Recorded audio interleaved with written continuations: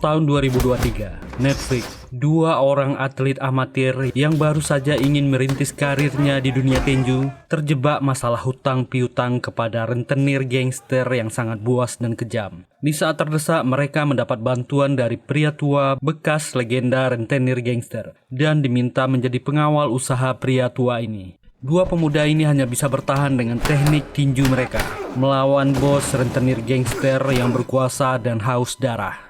Penuh adegan baku hantam, gelut barbar, dan semangat bertahan hidup melawan dominasi para gangster. Dibintangi oleh Woo Do-hwan, Lee Sang-yi, Kim Se-ron, Bak Seng-uk, Cho Si-won, dan Ho Jin-ho. 오빠 뭐라고요? Tanpa lama-lama, yuk kita gaskan.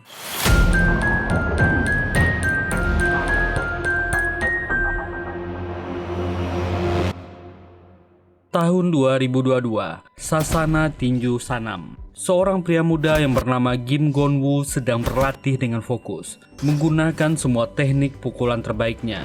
Besok dia akan mengikuti pertandingan tinju amatir. Dunia saat itu dilanda pandemi COVID, tak terkecuali Korea Selatan. Saat menunggu bus, seorang pria mabuk yang tak memakai masker memaksa masuk ke dalam bus. Tentu saja dia dilarang. Tapi pria ini memarahi sopir yang sudah tua ini dan ngamuk-ngamuk. Gon-woo langsung mencegah dan menenangkannya. Pemabuk ini marah dan ingin menghajarnya. Tentu saja tak berhasil. Gon-woo dengan sopan meminta maaf.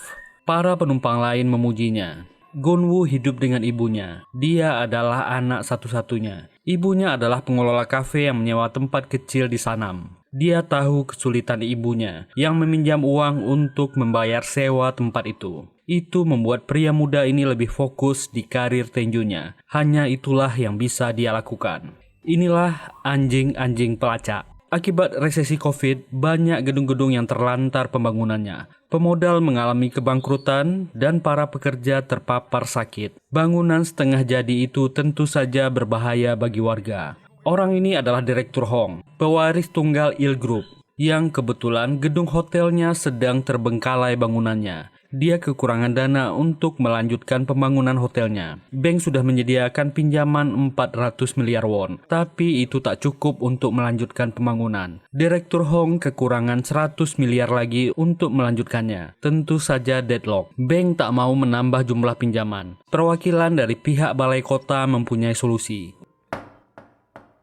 Seorang pria masuk, bernama Kim Myong-gil, seorang pengusaha di bidang investasi. Myong-gil membagikan kartu namanya. Setelah tahu Myong-gil adalah pengusaha di bidang rentenir, pihak bank menolak. Myong-gil pun berkata, semua uang pada dasarnya bersih, kalau digunakan untuk kepentingan yang baik. Pria ini punya tawaran menarik, dia telah tahu situasinya. Il Group kekurangan uang pembangunan hotel 100 miliar. Dia akan menutupi itu. Apalagi Myong-gil meyakinkan Direktur Hong. Waktu dia muda, dia pernah bekerja untuk ayahnya dulu. Direktur Hong bertanya, apa yang dia minta? Myong-gil cuma meminta lantai atas hotel untuk pembangunan kasino dan bar. Dan jika terjadi pandemi seperti COVID sekali lagi, gratiskan hotel untuk tempat karantina. Kelihatan niat orang ini baik dan tulus. Apalagi dia besok bisa langsung menyediakan uangnya. Tapi itu tak seperti yang terlihat. Myong-gil adalah seorang bekas kepala gangster yang terjun ke dunia bisnis legal. Orang ini tentu tak mau jika itu tak menguntungkannya. Dia berniat akan membuka kasino bar dan tempat prostitusi kelas atas di hotel yang akan dibangun Il Group.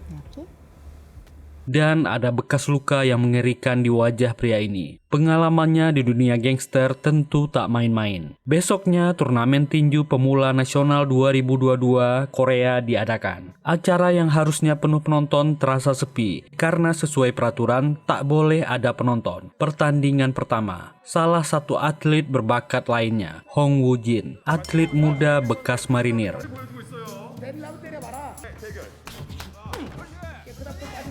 Dengan sedikit gerakan, dia menumbangkan lawannya. Giliran Gon-woo menghadapi lawan pertamanya. Hook pemuda ini sangat keras. Dengan pukulan ke arah perut langsung menjatuhkan lawannya. Hanya satu pukulan. Begitu juga Woo-jin. Pria ini sangat jago memprovokasi lawannya.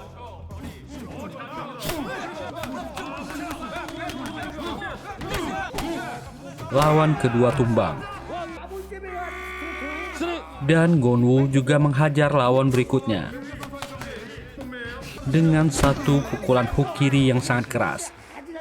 Akhirnya di final, kedua petinju berbakat ini bertemu. Woojin tentu saja percaya diri. 형, 나 해병이야. Dia akan mengalahkan lawannya. Pertandingan dimulai.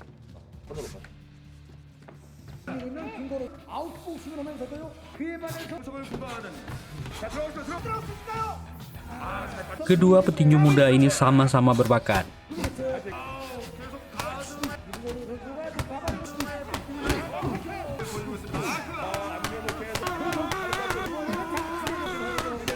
Satu hook kiri masuk, Woojin tak bisa menahannya. Dia tumbang, tapi pria ini kembali bangkit. Pertandingan dilanjutkan. Woojin mencoba memprovokasi Gonwoo, tapi triknya tak berhasil.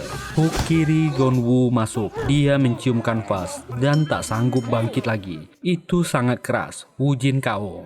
Dan Gonwoo memenangkan turnamen pemula nasional. Woojin meminta maaf ke pelatihnya. Dia kalah. Tapi yang dapat hadiah uang tentu saja cuma juara satu. Woojin meminta uang makan kepada pelatihnya. 집에 가서 시켜 먹어.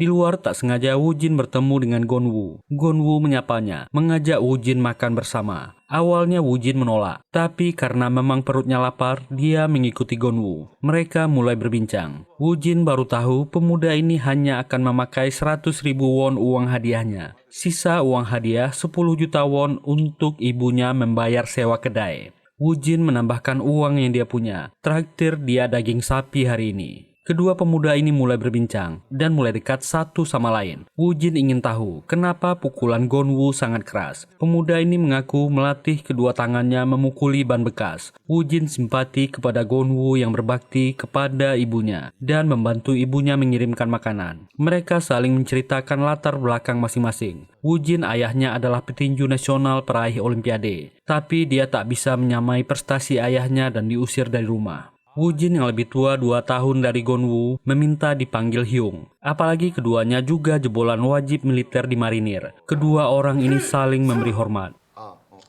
Gonwoo lebih senior darinya di marinir. Mereka langsung tambah akrab. Satunya pendiam dan sopan, sedangkan Woojin lebih agresif dan ribut. Kedua orang ini langsung cocok. Di perjalanan pulang mereka bertukar nomor telepon. Woojin berjanji, di pertemuan kedua dia akan mentraktir Gonwoo. Gonwoo pulang ke kedai kecil milik ibunya. Ibunya sangat senang anaknya berhasil juara. Gonwoo menyerahkan uang hadiah kemenangan kepada ibunya. Ini untuk membayar sewa kedai. Inilah tujuannya untuk menang. Setelah menutup kedai, mereka berjalan pulang. Myonggil dan anak buahnya Jongdu menaiki sebuah gedung. Dia menemui seorang pria yang bernama Han, manajer marketing perusahaan rentenirnya. Target Myonggil adalah mengosongkan wilayah ini. Semua pemilik kedai di daerah ini terlibat hutang di bank. Mereka akan meminjamkan uang kepada mereka. Dan perusahaan rentenir Myonggil, Smile Capital, memulai rencana mereka. Menemui para pemilik toko di wilayah Hanam. Menawarkan pinjaman dengan bunga murah. Mereka bahkan tahu kondisi pemilik yang berutang ke bank. Karena penawarannya menarik dan bunganya rendah, banyak para pemilik yang tergiur. Termasuk ibu Gonwoo, Yoon Se-hyun. Mereka masuk ke dalam jebakan. Pagi-pagi sekali Gonwoo sudah datang ke sana, tapi ternyata tempat itu ditutup sementara. Seniornya memberitahu salah satu anggota terpapar COVID positif. Mereka akan tutup selama 2 minggu. Dia diminta untuk istirahat. Gonwoo yang bingung tak tahu kemana menelpon Woojin, tapi pria ini sedang tidur. Karena bosan Gonwoo mengganggu terus, Woojin memberinya alamat. Datanglah ke rumahnya.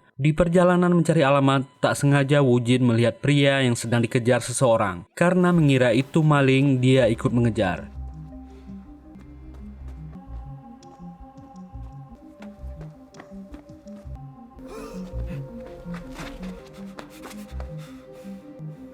Dia menemukan pria yang dikejar tadi terkapar di jalan dan mengejar pelakunya.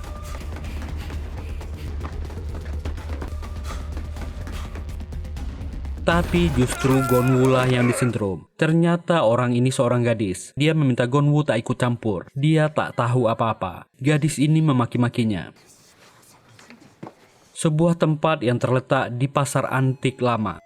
Seorang ibu-ibu menemui seorang pria tua. Dia ternyata mengembalikan uang yang dia pinjam 20 juta won. Operasi anaknya berhasil. Dia sangat berterima kasih gara-gara pinjaman Bapak Choi, anaknya bisa selamat. Pak Choi ini dulunya adalah legenda di dunia gangster. Dia dulunya adalah rentenir yang sangat ditakuti di zamannya. Tapi di masa tuanya, orang ini tobat, meminjamkan uang kepada orang-orang yang membutuhkan tanpa bunga sepeser pun. Gadis ini bernama Cha Yeonju, gadis yang menyentrum Gonwoo tadi. Gadis ini adalah cucu satu-satunya Pak Choi. Gadis tangkas inilah yang menagih uang kepada mereka yang tak mau membayar. Jam tangan ini disita dari orang yang pingsan tadi. Dia tahu kakeknya sangat tulus, menghabiskan kekayaannya untuk membantu orang-orang. Kakeknya selalu berkata, menyelamatkan kehidupan orang adalah untung mereka di bisnis ini. Itu adalah bunga paling berharga di dunia ini. Pak Choi kasihan melihat tangan cucunya yang lebam. Dia menelpon salah satu bawahannya dulu, Moon Gwangmu. Dia memiliki perusahaan keamanan dan diminta mencarikan pengawal yang akan bekerja di bisnisnya. Syaratnya harus baik dan terampil. Dan kalau bisa dia mantan wajib militer di marinir. Orang ini segera berjanji akan mencari secepatnya. Dua orang pemuda ini sedang menikmati mie rebus di atap rumah Woo-jin. Woo-jin sebenarnya adalah guru honor olahraga di TK. Tapi sekolah ditutup karena pandemi. Otomatis dia jadi pengangguran sekarang. Tapi dua orang ini memiliki kecintaan yang sama. Mereka sama-sama cinta dengan tinju.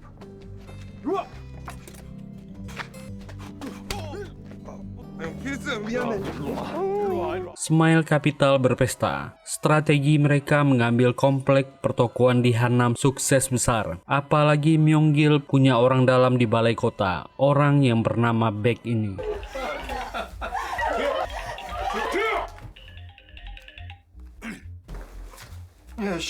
Orang ini mengangkat telepon dari wali kota, lalu menyampaikan pesan ke Myonggil. Tentu saja Myonggil dan kelompoknya gembira. Orang dalam pemerintahan ini diganjar hadiah emas 3 kg. Myonggil berharap hubungan mereka tetap langgeng. Komplek pertokoan Seo di Hanam ini akan mulai mereka intimidasi besok. Perintah diberikan. Dengan dukungan pria besar ini, Gang In-bom, semua masalah pasti akan selesai. Manajer marketing Han Ju-min sudah punya target, yaitu toko ibu Gonwoo. Mereka pun turun. Myonggil mengawasi dari atas. Mulailah intimidasi kecurangan kontrak dari Junmin. Ada kontrak rahasia di peminjaman. Karena bunga rendah, ada kompensasi yang harus dibayar dalam 1 kali 24 jam. Jika tidak dibayar, maka bunganya akan naik jadi 20%. Pinjaman yang hanya 40 juta, sekarang naik jadi 100 juta won. Ini adalah penipuan terang-terangan. Junmin mengatakan dia harus membayar bunganya sekarang. Ibu Yeonson mengatakan akan menelpon polisi. Dengan cemas, dia segera menelpon anaknya. Gonwoo langsung khawatir mendengar teriakan ibunya. Orang-orang ini sudah mulai menghancurkan dan merusak toko.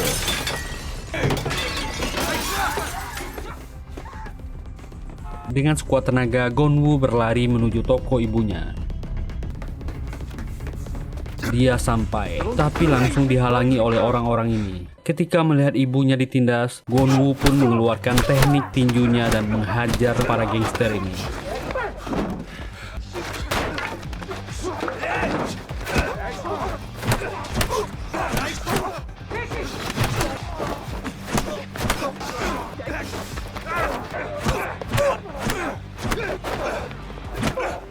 Puluhan anggota gangster ini mencium aspal.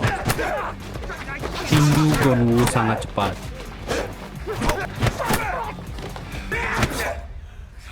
Junmin langsung ketakutan. Gonwoo menenangkan ibunya dan ingin menghajar orang ini.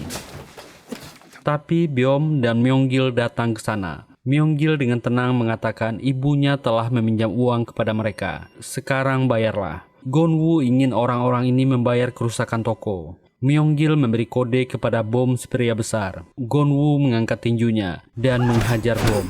Orang ini awalnya masih tahan, tapi lama-lama tinju pemuda ini keras juga, dan dia melawan. Bom adalah mantan juara MMA yang didiskualifikasi karena mencederai lawannya dengan parah. Dia menjatuhkan Gonwoo.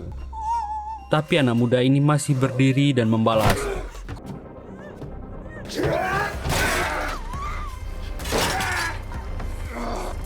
Bom menghajar Gonwoo dengan brutal.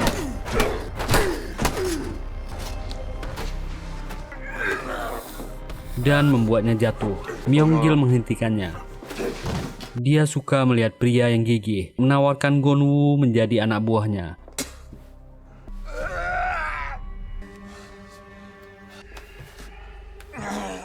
Karena ditolak, pria kejam ini menyayat wajah Gonwoo, persis dengan luka yang ada di wajahnya. Ini oleh-oleh untuknya. Di rumah sakit di ruang IGD, ibunya menangis sedih. Gonwoo langsung diobati. Keadaannya babak belur. Gonwoo pun mendekati ibunya menenangkannya. Ibunya meminta maaf telah terjebak hutang. Besoknya Woojin menemani Gonwoo berobat. Untunglah luka di wajahnya tidak mengenai saraf. Dokter menawarkan untuk mengobati luka di wajahnya dengan operasi laser. Gonwoo menolaknya karena itu pasti mahal. Woojin sudah mengerti situasi yang dialami oleh Gonwoo. Dia sangat geram melihat keadaan temannya. Gonwoo tak berani lapor polisi karena Myonggil mengancam akan menghabisi ibunya jika dia lapor polisi. Mereka pun mempelajari kontrak dari Smile Capital. Kontrak itu memang ada dan tersembunyi, sengaja ditulis dengan kecil, sengaja untuk menjebak calon konsumen. Hutang itu sudah jadi 100 juta, mereka harus membayar segera. Gonwoo menenangkan ibunya, itu bukan salahnya. Orang-orang itu penipu profesional. Gonwoo terharu mendengar Woojin menelpon kenalannya, mencoba meminjam uang. Woojin dulu pernah menjadi debt collector untuk orang ini. Dia menyuruh Gonwoo tetap diam. Apapun yang terjadi, uang itu harus segera mereka dapatkan. Ternyata itu adalah kantor rentenir kenalan Woojin. Orang-orang ini juga preman dan gangster. Tapi Woojin mencoba memohon pinjaman dengan bunga rendah. Orang ini setuju meminjamkan uang dengan syarat Woojin harus bekerja dengannya lagi. Sebagai debt collector, dia akan pinjamkan uang ini jika Woojin bekerja untuknya selama 1 tahun. Di masa pandemi inilah saatnya menghasilkan uang. Mendengar kawannya harus kembali menjadi preman, Gonwoo tak tega, mengajak Woojin pergi dari sana. Mereka adalah atlet, bukan preman. Woojin pun mau pergi dari sana. Rentenir ini mau marah, tapi dia baru sadar Woojin orang yang berbahaya dan terpaksa diam. Mereka pasti akan mendapatkan jalan keluarnya. Inilah orang yang dikejar oleh Hyunju kemarin. Orang-orang ini ternyata mencuri identitas orang lain dan mengajukan pinjaman ke bank dan ke rentenir lain untuk menghasilkan uang banyak.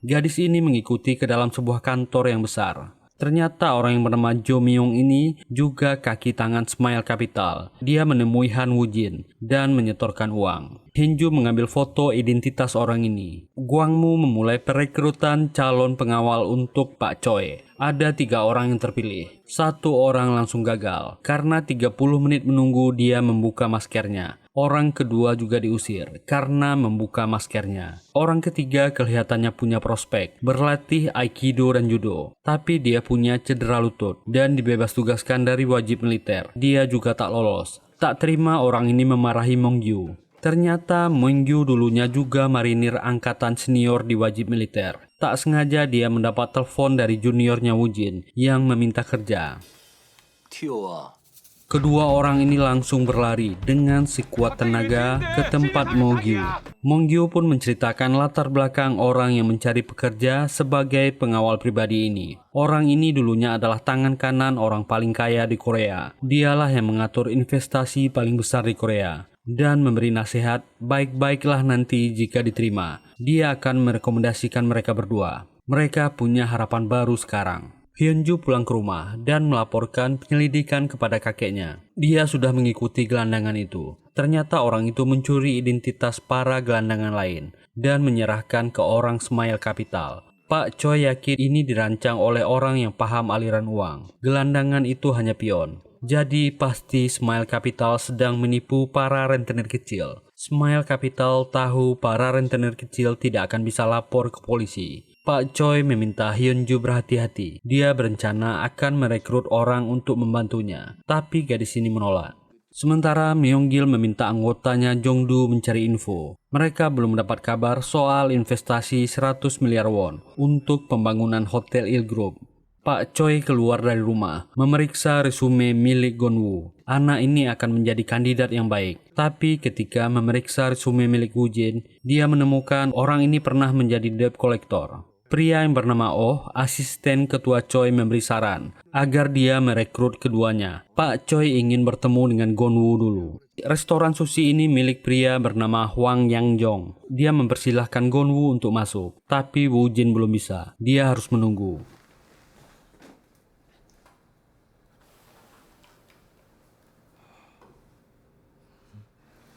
Gonwoo pun memberi hormat dan memperkenalkan dirinya. Pak Choi menanyakan apa yang terjadi dengan wajahnya. Gonwoo dengan polos menceritakan semuanya. Pak Choi mengaku dulunya dia adalah rentenir, tapi dia sudah bertobat dan meminjamkan uang kepada orang miskin tanpa bunga. Jadi yang Pak Choi butuhkan adalah pengawal untuk cucunya yang sedang belajar bisnis padanya. Gonwoo senang dia tak dijadikan penagih hutang. Pak Choi memberi semangat supaya dia tetap menjadi atlet tinju. Dia sudah membaca latar belakangnya, tetaplah jadi orang baik dan membantu orang-orang. Dia sepertinya cocok bekerja untuknya. Woo Jin yang menunggu di luar langsung senang karena Gonwoo sepertinya diterima. Restoran sushi ini milik mantan anak buahnya di dunia gangster dulu. Orang-orang ini selalu ada untuk membantu mantan bosnya. Pak Choi memberi perintah kepada asistennya untuk memberikan uang secepatnya kepada Gonwoo. Dia membutuhkannya.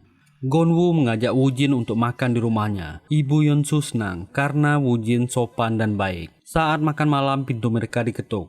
Ternyata itu adalah asisten Pak Choi yang bernama Oh. Dia ditugaskan Pak Choi untuk mengantarkan sesuatu. Ini adalah uang gajinya, dibayar di muka untuk 2 tahun. Besok mulai kerja jam 10 pagi. Dan itu uang sebanyak 100 juta won. Gonwoo menangis haru, masalah ibunya bisa selesai. Gonwoo masuk dan menceritakan kepada ibunya. Mulai besok dia menjadi pengawal pebisnis keluarga kaya. Dia memberikan gajinya di muka untuk 2 tahun. Ini akan mereka gunakan untuk membayar hutang. Ibunya menangis sedih, meminta maaf telah menghambat impian anaknya. Dan akhirnya malam itu Myung-gil akan bertemu dengan direktur Hong Min Bom. Dia dicegat pacarnya Im Kyu. Wanita ini mengingatkan agar hati-hati. Orang ini bukan orang biasa. Bos di tempat lamanya pernah bermasalah dengan Hong Min. Hasilnya tempat usahanya bangkrut dikejar pajak. Pemuda cebol ini punya banyak koneksi yang kuat. Myung-gil menjawab, dia sudah tahu cara menghadapi Hong Min. Im Kyu tak usah khawatir. Apalagi tangan kanannya Jongdu mengatakan, Hong Min membawa seorang komandan polisi, Min Gyang-gyong. Orang ini terkenal kuat dan banyak koneksi. Ternyata Jongdu dulunya adalah polisi, tapi dia telah dipecat secara tidak hormat. Pertemuan itu tak seperti yang diharapkan Myung-gil. Hong Min memperkenalkan Gang-gyong sebagai sepupunya. Ketiga orang ini seperti menguji satu sama lain dengan minuman. Mereka akan minum sampai mabok.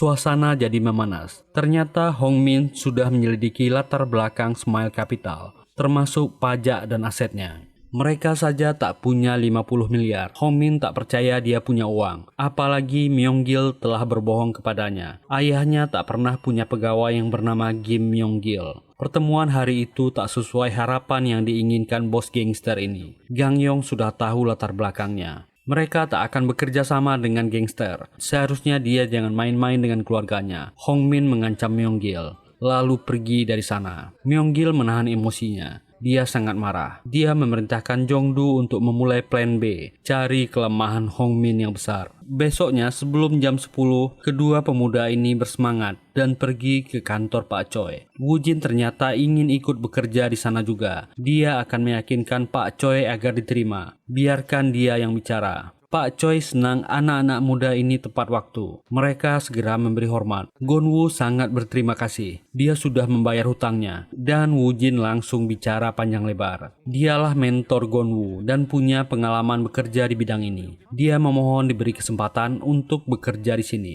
Pak Choi setuju. 그러지 뭐. Kedua pemuda ini sangat senang. Masalahnya sekarang memang dia yang membayar gaji. Tapi bos mereka adalah cucunya Hyunju. Mereka harus bisa meyakinkan dia. Jika cucunya tak setuju, mereka tak jadi bekerja dengannya. Gonwoo langsung pucat. Mereka harus menunggu cucunya datang dan memberikan kartu kredit untuk pergi makan siang. 화이팅. 화이팅. Mereka pun berkeliling di toko buku itu. Gonwoo melihat foto Yeonju. Dia mengenal gadis ini. Tak sengaja Woo-jin menjatuhkan kotak. Isinya ternyata uang tunai. Satu kotak berisi 100 juta won. Mereka langsung takjub. Banyak sekali uang di sini. Yeonju datang dan mendapat pesan dari kakeknya. Sementara Gonwoo mengaku dia telah bertemu dengan gadis ini. Pengalamannya tak baik. Gadis ini pernah menyentrumnya dulu ketika dia mengejar tunawisma yang disangkanya maling. Takut gadis ini salah paham kepadanya. Woo-jin menenangkannya, biarkan dia yang bicara. Hyunju sampai. Woo-jin langsung bicara dengan pede bahwa mereka adalah pengawal yang dipilih Pak Choi. Mereka adalah yang terbaik. 오빠. 해시태그 뭐라고요? 오빠. 오빠. Tapi gadis ini menolak. Dia tak butuh pengawal dan mengusir kedua pemuda ini. Woo-jin yang tak senang langsung berbantah-bantahan dengan gadis ini. Kedua orang ini tak cocok dan saling emosi. Hyunju mengusir Woo-jin dengan keras. Woo-jin yang tak tahan pun pergi. Sementara Gonwoo pun memohon beri kesempatan mereka sebulan dan menceritakan dia telah dibayar Pak Choi selama 2 tahun. Ibunya tertipu dan terhutang ke Smile Capital. Mendengar nama Smile Capital, Hyunju tertarik, mengajak mereka makan berdua di luar. Dia memperingatkan Woo-jin, mulai sekarang dia tak boleh membantah perkataannya. Lalu mendengarkan detail cerita kenapa ibunya tertipu dan wajahnya terluka. Hyunju pun mulai menjelaskan pekerjaannya. Kakeknya memang orang baik yang meminjamkan uang tanpa bunga. Tapi kadang-kadang ada orang yang memanfaatkannya. Ada gelandangan yang bernama Myongjong berbohong tentang ibunya yang sakit meminjam 10 juta won, lalu melarikan diri. Setelah dia menyelidiki, ternyata orang ini berpura-pura menjadi pengemis dan mencuri data tunawisma, lalu meminjam dari para rentenir yang lain. Dia menunjukkan foto orang Smile Capital di belakang kelompok ini. Ternyata itu Han Jumin. Gonwoo mengenalnya. Mereka pun bergerak malam itu. Ternyata Jun Myung dan komplotannya adalah penipu profesional. Mereka sengaja berdandan seperti gelandangan dan pergi dengan mobil. Hyunju mengikuti orang-orang ini.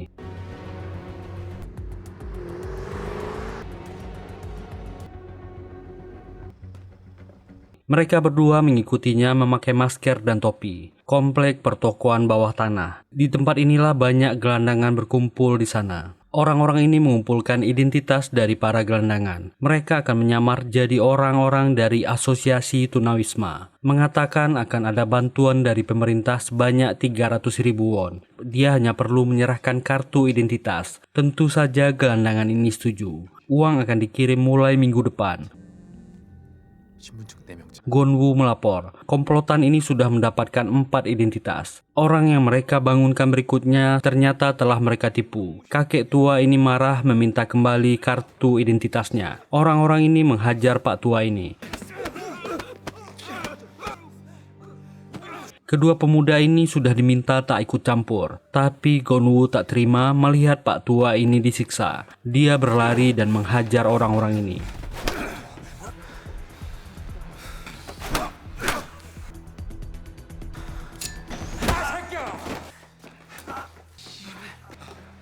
Mereka pun terpaksa memanggil ambulan. Masalah ini jadi lebih serius. Gonwoo pun melapor kepada Hyunju. Ada orang yang terluka parah. Karena kehilangan jejak Jun Myung dan komplotannya, mereka berdua dimarahi dan dimaki-maki Hyunju. Woo-jin pun menelpon kembali, memohon agar mereka bisa menjelaskan langsung. Hyunju pun menyuruh mereka berdua datang ke toko buku. Woo-jin pun menjelaskan keadaan darurat yang mereka alami kepada Hyunju. Gadis ini tak mau tahu. Di hari pertama saja mereka sudah salah dan wajah mereka pasti terlihat. Rencananya sudah hancur. Woo-jin yang mencoba mendebatnya dimaki dan diusir. Gadis ini emosian dan Woo-jin juga pemarah. Gonwoo menghentikan mereka, memohon kepada Hyunju dengarkan dia dulu. Yang paling tak bisa dia biarkan adalah orang mati di depannya dan membuka plester luka di wajahnya. Jika mereka membiarkan kakek tua itu mati, dia lebih buruk dari bos Smile Capital. Mereka pun pergi dari ruangan itu. Hyunju tertegun. Gadis ini bukanlah gadis jahat. Hatinya sangat lemah. Kedua orang ini mencari cara. Besok mereka berdua akan mencari pekerjaan lain. Perut mereka lapar. Dan saat pandemi, pasti tak ada toko yang buka. Mereka saling menyalahkan dan mengejek. Saat itulah pesan masuk. Hyunju meminta maaf besok masuk ke kantor tepat waktu. Kedua orang ini langsung senang. dan John Myung langsung menghubungi bosnya, Han Joo-min. Ada keadaan darurat. Jan Myung berkata mereka diikuti dua pemuda yang jago berkelahi. Jun Min langsung ngamuk-ngamuk, memarahi orang ini. Jo Myung pun jujur, dulu dia pernah meminjam uang di suatu tempat. Orang-orang itu memakai topi dengan logo kucing merah. Dia yakin orang yang menghajarnya semalam juga memakai topi yang sama. Jon Myung akan menunjukkan tempatnya. Besoknya di kantor, Woo Jin pun menjelaskan kejadian kemarin. Hyun Joo mengatakan orang-orang itu dengan satu identitas bisa meminjam 50 juta kepada rentenir. Sudah banyak yang mereka tipu. Saat itulah tiba-tiba di CCTV terlihat Jon Myung dan Han Joo Min menuju toko mereka. Hyun Joo segera menutup toko dan mematikan lampu.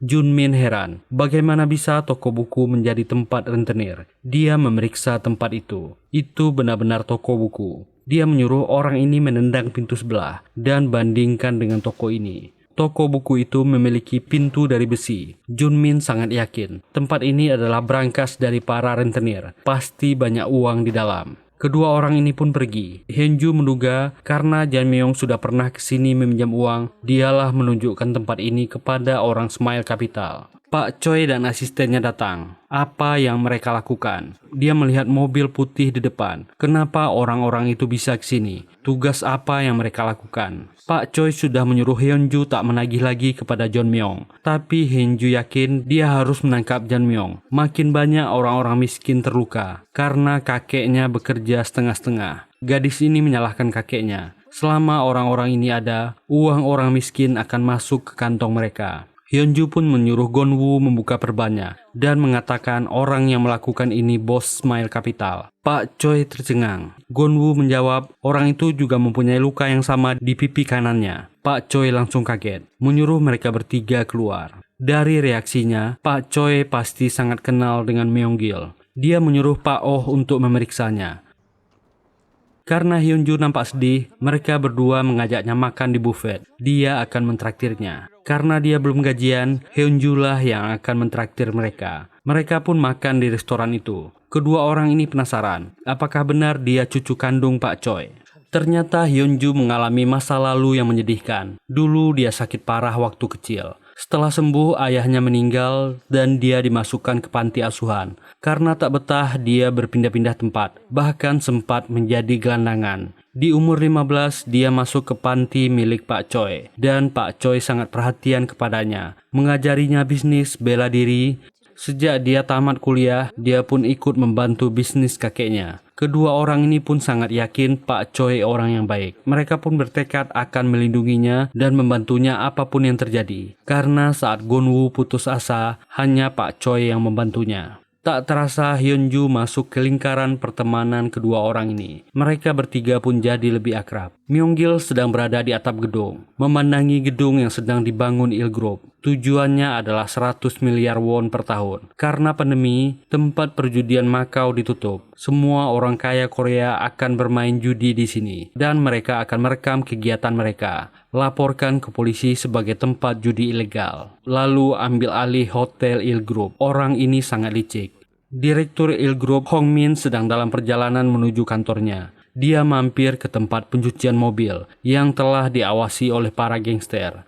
Jong-do mendapat kabar. Dia segera bergerak. Mobil Hong Min masuk ke dalam area cucian. Orang-orang Myung-gil datang dan mengunci pintu. Hong Min keheranan. Apa yang terjadi? Dia dikunci di dalam. Dan pria kaya ini pun dihajar dengan brutal. Sebagai anak orang kaya yang tak terbiasa kehidupan yang keras, tentu dia tak tahan disiksa. Lalu Jong-do dan Boom datang.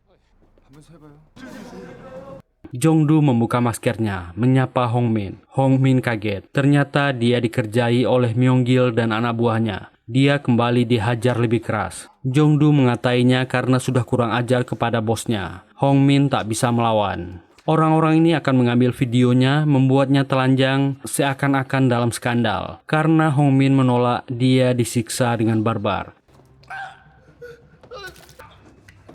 Karena ketakutan, Hong Min terpaksa menuruti pria ini. Dia benar-benar dilecehkan. Jika dia berani melaporkan ke polisi, video ini akan disebar. Myung-gil sedang berada di arena latihan. Dia mendapat pesan di HP-nya. Setelah melihat video yang dikirimkan Jong-do, dia sangat puas. Pak Choi mendapat laporan dari asistennya. Bos Smile Capital adalah bekas anak buahnya Myong-gil dan masa lalu itu dibuka. Saat itu dia masihlah gangster dan rentenir yang paling ditakuti. Tiba-tiba Pak Choi memutuskan menutup bisnisnya. Dia akan membayar gaji tahunan dan pesangon semua karyawannya. Myong-gil saat itu adalah salah satu anak buahnya. Orang ini tak terima dan punya niat lain. Apakah hal yang terjadi sebenarnya? Sehingga Pak Choi memutuskan keluar dari dunia gelap. Dia mendapat laporan dari satpam yang di kantor. Ada perampok yang masuk. Pak Choi segera bergerak. Ternyata orang itu adalah Beom dan seorang ahli brankas yang bernama Bong. Brankas berhasil dibuka. Orang-orang ini segera memindahkan uang dan surat berharga.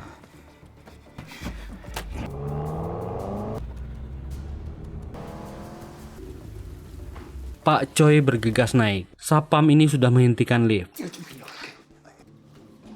Orang-orang ini masih sibuk memindahkan uang dan pintu dibuka. Kedua orang ini berhenti. Tapi saat itu Pak Choi adalah salah satu legenda gangster yang paling ditakuti. Bom yang berbadan besar pun bukanlah lawannya.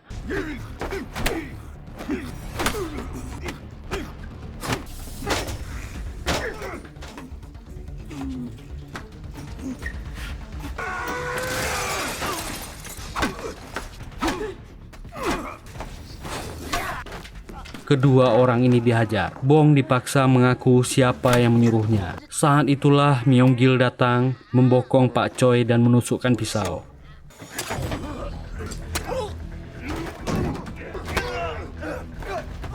Orang ini sudah bersembunyi di dalam. Pak Choi kehilangan banyak darah dan kepayahan. Dia mengenali Myong-gil dan melawannya. Saat terluka pun Myong-gil masih kesusahan melawan Pak Choi.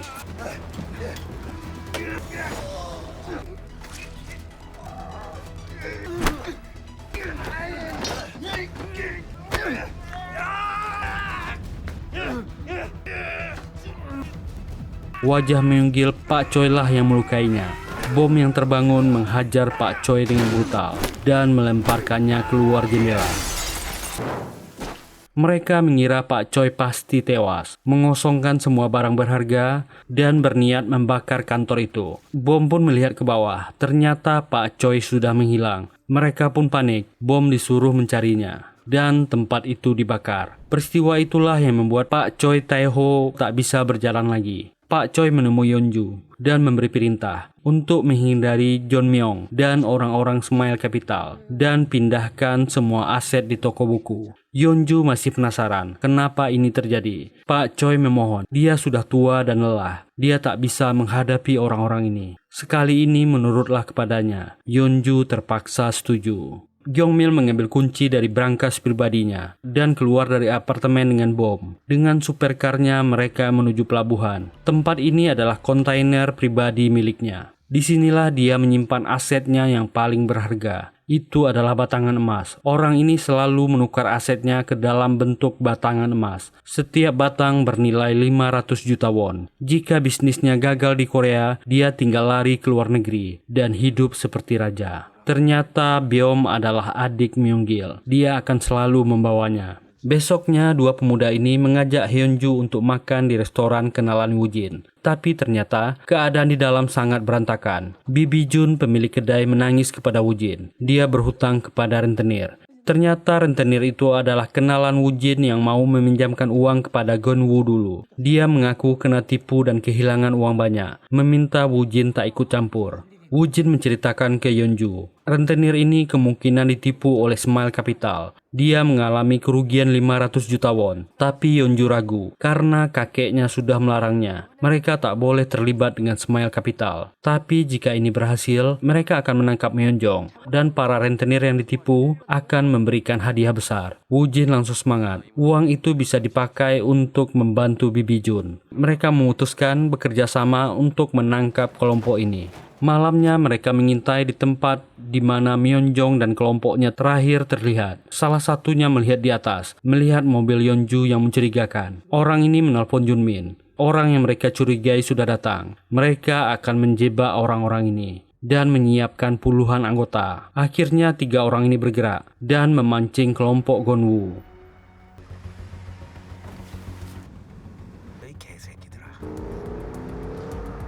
Tujuan orang ini adalah stasiun bawah tanah. Woo-jin dan Gon-woo mengikuti. Melihat Myeonjong cuma seorang diri, tapi ternyata orang ini dengan berani menantang Gon-woo dan Woo-jin. Hyunju yang masih di atas melihat beberapa mobil datang, dan puluhan gangster dengan balok kayu turun ke bawah. Si gadis langsung pucat dan melapor kepada kakeknya. Gon-woo dan Woo-jin sadar mereka telah terkepung.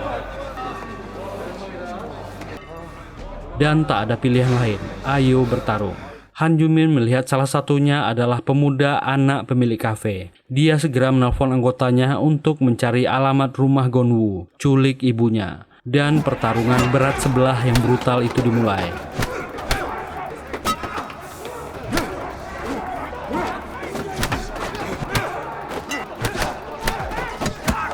Mereka melawan hampir 50-an orang.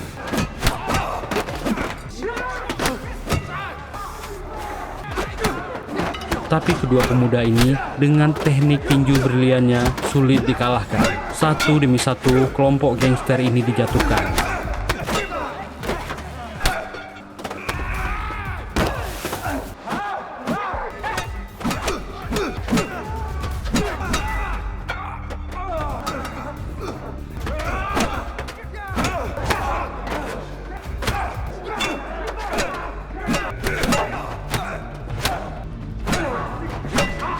Woo-jin pun akhirnya terjatuh.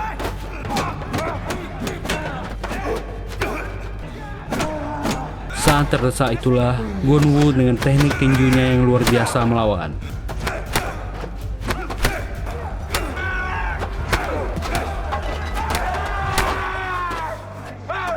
Hyunju dengan pedang kayunya turun. Gadis ini dengan pedang kayunya serta senjata sentrumnya sangat membantu.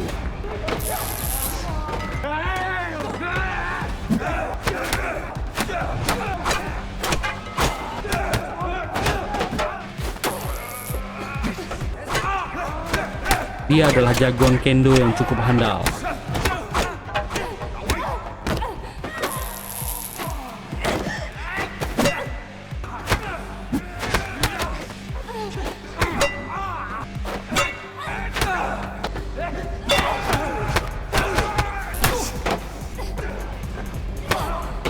Semua orang ini mereka hajar. Dan mereka pun cepat-cepat meninggalkan tempat itu. Dan part 1 berakhir. Serial ini terdiri dari 8 episode. Semua isi video adalah footage dari episode 1, 2, dan 3. Mimin seperti biasa, dengan Bang Yoshioka, editor kami yang ganteng dan jomblo, akan gaskan cepat-cepat sampai serial ini selesai. Semoga terhibur. Terima kasih sudah meluangkan waktunya di channel ini. Jika suka dan terhibur dengan video ini, mohon dukungannya. Silahkan tekan tombol like, subscribe, dan nyalakan loncengnya. Tetap sehat, tetap bahagia. Kita jumpa lagi di part selanjutnya. Bye.